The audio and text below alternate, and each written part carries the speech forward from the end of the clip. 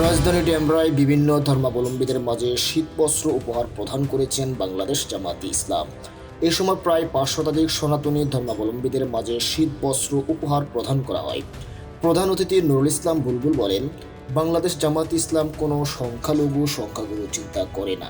আমরা মনে করি বাংলাদেশের প্রতিটি নাগরিকের সমান অধিকার রয়েছে।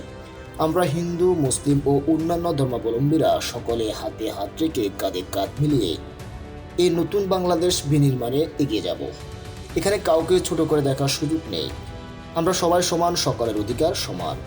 তিনি আরও বলেন, আমরা সকলে মিলে একটি দুর্নীতিমুক্ত একটি নতুন বাংলাদেশ গঠন করব।